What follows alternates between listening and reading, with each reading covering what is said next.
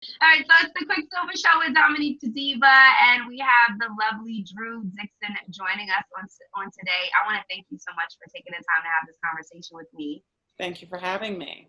I got a chance, of course, to get on my HBO Max and, with the new launch and be able to watch On the Record. And I have to say, I can't wait for everyone to see this. And I believe you worked on this for about 2 years. What goes into all of that, and how do you feel now that it's out there?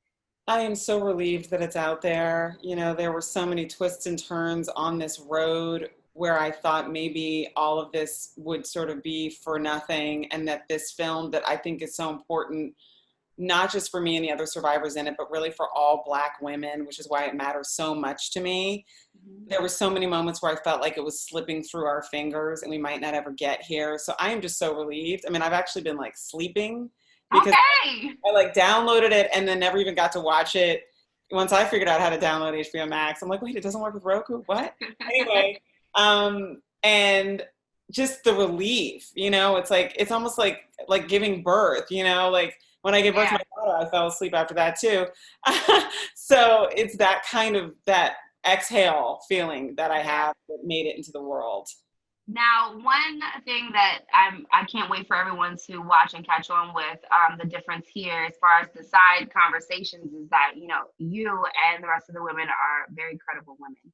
You are a Stanford graduate. You've worked in this industry. You have done amazing things.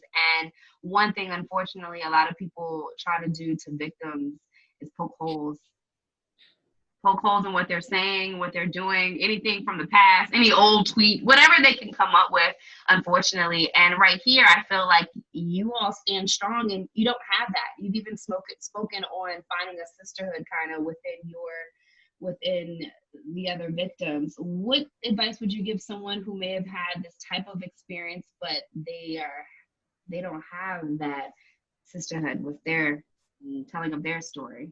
They're Right. looking for peace. Right. Well, first, I want to thank you for being so kind and saying such nice things about me and the other survivors in the film. I also want to say to any survivor, none of us are perfect. It's not our job to be perfect. There is no perfect victim. None of us asked to be in this situation. It's not about us. It's about the predatory behavior of a sick abuser who took advantage of us. And on the other hand, I understand how the world works. I understand how media works. I understand how these conversations happen. And so that is part of why I agreed when they asked me to be in this film, as much as it was the last thing I wanted for myself personally, having already survived the first coming forward and processing what that was like, which was actually hugely disruptive to my life. I said yes because I understood that there are so many Black women who are more vulnerable than I am. Mm-hmm. We're all vulnerable as Black women in America. We've never been safe from like the time they stole us. We lost control of our bodies. We lost our safety. Half of us were pregnant by the time we got to America in the Middle Passage. The rape, all of it. That's our history here. So none of us are safe, but I also understand that I had advantages that made it less difficult for me than it might be for some other survivor and my other sisters. And that's why I felt like I need to stand in this moment. Mm-hmm. I don't know if you're a Toni Morrison fan, but I just reread The Bluest Eye. Oh And my I think goodness. about the young girl in that story who dreams to have blue eyes, sort of as this idea that that would have saved her from the sexual violence she experienced. And it didn't save me. And that's not why that happened to her. And that's not why that happens to any of us as Black women. But to the extent that I have some privilege, because I have the bluest eye, I'm going to use that. And I'm going to hold this space. And then I'm going to expand this conversation so that we are all seen, all of us. Mm-hmm. And I don't want any survivor out there to feel like she's, it's her fault, or she's, that she should be the one put on trial, or she should be picked apart, because it's not about that. We all deserve to be safe. We all deserve to be seen. And I'm hoping that this film will begin a conversation that helps us as Black women move forward, move from the back of the Me Too bus to the front. before we. Absolutely. Absolutely. I'll hop on it. I think this one, what is it about the music industry or Black entertainment or the music industry that has a lot of people who could really make a difference seem to be a little bit more silent? Or do you think that they're more silent when it comes to powerful men? And, Well, well, so I want to be clear about saying that Black music entertainment didn't invent misogyny and rape culture. Very true. And we see rape culture in all genres of music. We see rape culture and toxic masculinity in all genres of entertainment. Mm-hmm. So, again, the story of Black men in America began with white men raping us. Mm-hmm. And that's the framework for what happened to me. I understand that, right? Having said that, in the Black entertainment industry, there are gatekeepers. There's gatekeepers in every sort of genre of entertainment because it's a subjective business. It's not like there's like data and metrics that can prove this, product is going to be a success or solves this problem. It's the opinion of the gatekeepers that this record could be a hit or this artist could be a star or this, so these gatekeepers can separate you from your dream, from your professional progress. And the gatekeepers are overwhelmingly men. It's like a small handful of men. And they know that they are the only Black people in some cases that the big wigs in Hollywood have ever even met or heard of. So they're looking at that small group of Black men to say, well, which Black artist should I take seriously or put on this soundtrack or give a role in this movie? Or which Black executive should I invite to the White Hollywood cookout, basically? Right. And they know that. They know that you can't get past them, right? That's like the toll booth. Mm-hmm. And so I think that's true across the board. It's clear that's what Harvey Weinstein did with these women. But I think for us, it's like we are always sort of at the bottom of the totem pole as Black women. And so we've got to get past our own gatekeepers before we can even get to the mainstream gatekeepers. Yeah. And unfortunately, I think there are Black men in the entertainment industry and the music industry who have abused their gatekeeper status. And there are people around them who are not toxic themselves, but who have turned a blind eye to the toxic behavior because they don't want to get violence. Which is just as bad. In the winds, because they don't want to get kicked off the island. Right. And, they have to look at themselves, right? It's not just the abusers. I mean, those people, I don't even know how they look in the mirror, but it's the good people who just sort of stand by while the jokes get told and the lines get taught, the lines get crossed and the whispers happen about what he may have done to her and her and her and her. I didn't even know Russell was a serial rapist, but I'm now finding out that a lot of people walked around calling him Russell the rapist. I'm like, well, I didn't get that memo. I should have known that. Like, I thought he was sort of like, a little hectic. He likes models. I'm not a model. He's not, you know what I'm saying? And so we're not helping ourselves by brushing this under the rug, keeping our dirty laundry to ourselves, because we're not being brave. We're just staying broken. And being Black is already a pre-existing condition in America. Obviously. Clearly, as we see that today. Right. And in every way, from COVID to police killings, brutality, all of it, the last thing we can afford to do is break each other. The last thing we can afford to do is hold each other down and pull each other back. I fought so hard for this film, not because I don't love my community, but because I do. Mm-hmm. And I want us to be healthier and stronger. Let's get rid of the cancer. Let's banish the cancer, not the cancer patient.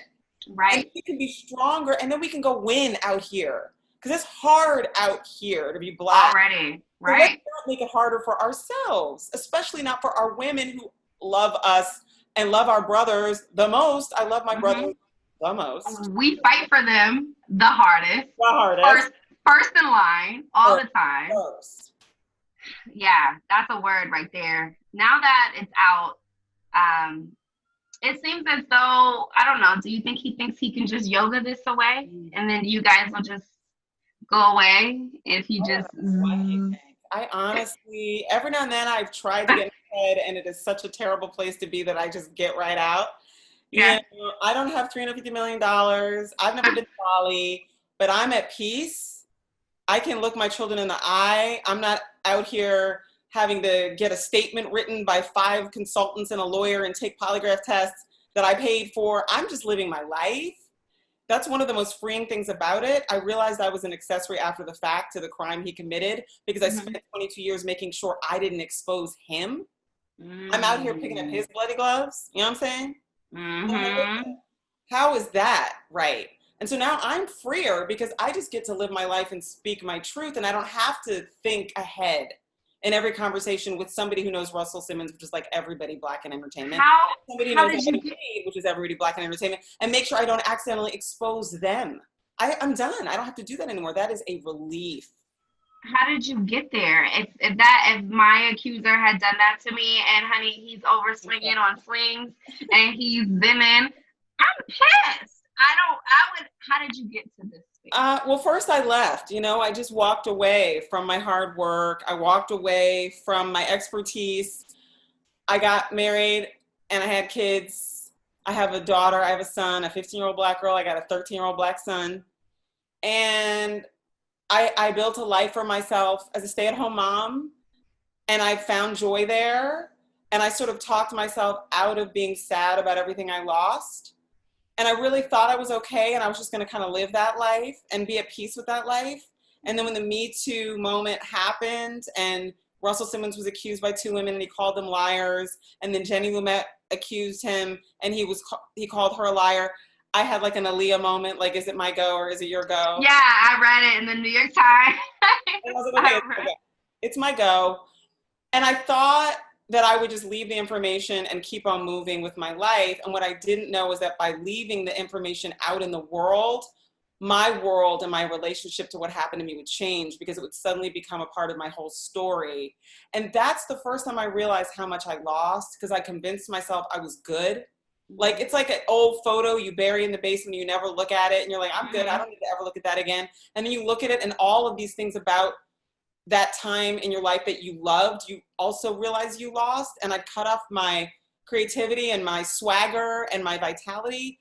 And that came back. And that's when I really started to get angry for the first time. I wasn't mad. I was just trying to keep it moving without baking rape victim into my identity. I was like, I'm just not even take that in. I'm gonna just pretend that didn't happen. I'm good. And I think I was starting to get stronger, and I was going to start my own label. I signed Alice Smith, and then the Ellie Reed thing happened, and it broke me all the way back down, you know? And so I think I talked myself out of the anger, and it's only now that I'm starting to really face what I lost, you know, and I'm just still processing that, to be honest with you. Yeah, I think it's just a part of growing. It's part of every day, you know, a little piece of it. A lot of times after documentaries come out like this, well, we've seen at least once a call to action pretty much happen. And we've seen it with the R. Kelly surviving R. Kelly, and now he's fighting multiple charges, and he's just trying to get out of jail because of COVID 59 times. They done told him, stop, you're not going anywhere. What would you like to see from this? God, it's so hard. I'm outside of the statute of limitations. I didn't even know until I met with an NYPD detective after the New York Times article came out that what happened to me is first-degree forcible rape. I'm like, what? Like, I didn't even, you know, like, I never thought of it like that. You know, he lured you into a trap. It was premeditated, and then he attacked you. That's yeah. I'm out of the statute. The other survivors in the film are out of the statute. I also now know enough about the way he functions and the way he had a pattern over decades that I certainly wouldn't find it hard to believe that there are survivors within the statute. I also try not to think about that too much because the journey of that survivor, if she were to pursue that, if she exists even, is so much heavier than the journey even that any of us are on in the film. And I can't even, I would never want to put that kind of weight on anyone's shoulders. I think every survivor has to follow his or her or their own path. But Russell Simmons is a serial rapist. He is a premeditated, calculating, violent serial rapist. That's the thing I want to be clear about. There was no gray area about what happened that night to me. I was fully clothed, facing a CD player, picking up one, there was nothing in the CD player. After I'm picking up the CD, reading the name. That's not it. He's shouting from the distance. That's not it. Reading name after name. The next minute he's grabbing me. He's already naked. He's a god. I'm fighting. He's ripping off my clothes. I physically fought him. I'm like, I've been in 2 physical fights in my life. One was in the 3rd grade. One was with Russell Simmons. I lost both of them. It's cool. That seems to be his MO with the other women as well. Yeah. And so, I mean, that's sickening. I mean, he's violent. Let's just be clear. He's violent. And he deserves to be held accountable, but I just don't spend a whole lot of time getting emotionally invested in what that would look like. I also have very serious problems with the criminal justice system as a Black woman in America. So I don't look at that system as like my end all be all for like literally anything. I also am not like, I try to think about my healing and the healing of the other survivors and the healing of my sisters. And I try not to think about him as much as possible. That's the perfect answer. I think that makes a lot of sense because that's something that you can't control. And so at some point we have to say, I mean, especially right now with everything that's going on just in the United States, in the world in general, it's just like, listen, we already are worrying about a lot of things. Let me focus on what I can do on a daily basis, my mental state, what I need to do to pour into myself so that I can pour into my kids and my family. So I think that makes a lot of sense. What would you say to someone that's on the fence about pressing play on the record, but they need to make sure they press play on it? I would say Black women in America have been abused for 400 years. And I am asking for 90 minutes of your time to see us, to see our pain, to hear our stories, and to think about what we as Black women in America have endured quietly, silently, waiting our turn to be seen and heard for 400 years. That is crazy to me.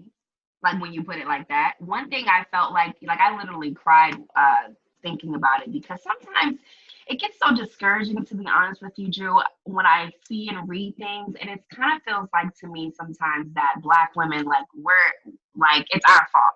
Like anything that happens to us is our fault. I mean, I'm telling you, she could just be with this guy and they're in love and he leaves. Well, girl, you should have known that he wasn't shit before you started dealing with him. Or, no, that's not fair. That anything that happens to us is our fault. And no, we can be victims, just straight up. They were wrong. And I don't see that people saying that enough. They were wrong. You didn't deserve it. It's not okay.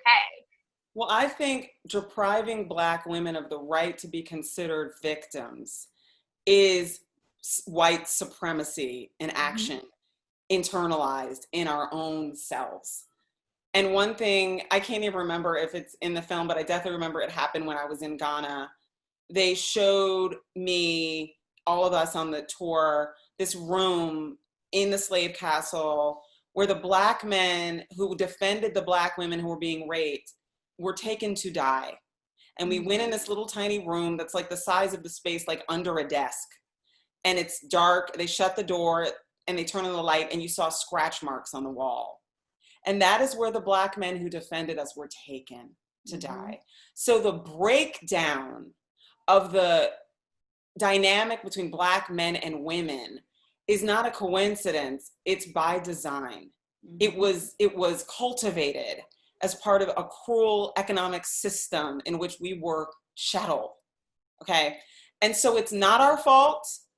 It's not our fault as a community, and it's certainly not our fault as Black women, but it has to stop. We don't need to keep perpetrating it on ourselves. So we need to have some empathy and compassion for ourselves. And it took me 22 years to have as much empathy and compassion for myself and my sisters as I did for the Black community that I might have harmed by coming forward. Right. That's okay. We're going to wrap this up. My poor little baby's in his crib over here. But I do have a lot of young Black women who follow me. I've been doing radio for 11 years. I have other females that follow me that are in the industry. And, you know, it's tough dealing with a male-dominated industry. And so I just wanted you to say something to those young ladies, because on a daily basis, it's not easy navigating. No. And we want to steer clear of any signs or any, just on how to, because sometimes I'm telling you, you try to stand up for yourself and you find yourself second guessing yourself. Yes. And you find people texting you like, girl, it happened to me. Do you really want to go into HR with that? You might look like a problem child up in here. And I had to say, well, then you need to know, don't come at me like that. Don't touch me in that way. I don't like that. And it's just something that we deal with on top of already just being Black, you know, I agree with in you. America.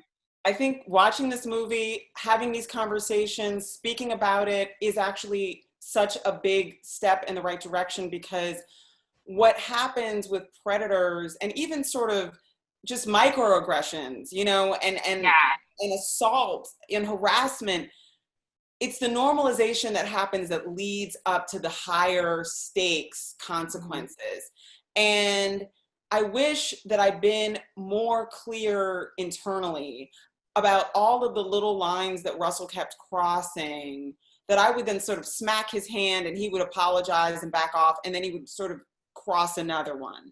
And what I would say to any young woman listening to this, I promise you that whatever they're doing in the light of day is not as bad as what they're going to do when there aren't other people around. So what they're doing in front of other people is a test of what you're going to tolerate. So then they have more room to maneuver. They know they're kicking the tires. They're trying to figure out who is going to muffle her scream and who is going to be like, oh, hell no. You know? And I think it's important for each of you, I would say to all of my sisters out there, email yourself copying a friend if there's not anyone for you to tell, so that you keep checking. Wait, is this a pattern? Is this getting worse? Remember what it felt like the first time and how uncomfortable you were with, so that you don't start to reset your own center. So you start moving away from what is an absolutely hell no microaggression, so that you've lost your equilibrium when he walks in your office and exposes himself. And you're not like as upset as you would be if he had done that out the gate. You know what I'm saying? And I would say men in the rooms with the young women, especially when there are very few in the room, do not be an enabler. You know, in the same way that all of us would not appreciate being one of the only Black people in the room, we've all one of the only Black people in the room. If they were making jokes about Black folks, whatever, we'd be like, oh no, absolutely not, right? That would not be a safe space. But we are completely used to accepting jokes about women and jokes about sexuality and toxic masculinity, and we laugh it off. It's locker room talk. We want to make sure they know we can hang, you know? So if you see that happening and there's only one young woman or a few women sitting in that room, can you be the guy who's like, wait a minute, y'all? Or at least pull her aside and be like, are you good? Because that's where the culture festers, and then it blows up somewhere else in the line when nobody's there to help her or to help. Thank you so much for saying that to them watching, and thank you for taking the time today. Make sure you guys get HBO Max. You can download it, you can have it on your phone. I did it on my smart TV, and make sure you stream on the record. And we want to thank you and all of the victims for being so brave to come out and tell this story. Thank you. My hometown, DC. Yes, DC. And if you watch the documentary, come on. Donnie is on Magic now. When you come back, if you come back, it might look a little crazy, it might look different. You'll get a chance to see DC, and you'll get the chance to see all of the cool and dope artists you work with. And I loved how you got a chance to touch on your relationship with Biggie. I think that kind of inspired my fit today. But I just want to thank you for sharing your story, because you are helping so many people seen and unseen. But it was very important for me to take the time to talk to you, just being a Black woman in the industry, dealing with someone like that. And it's just, I thank you so much. And I hope that you feel great that it's out. You do. And thank you for just, moving the ball forward in your role. I'm so grateful. I love to Absolutely. Absolutely. All right. Thank you, Drew. Take care of yourself. All right. You too. All right. Thank you.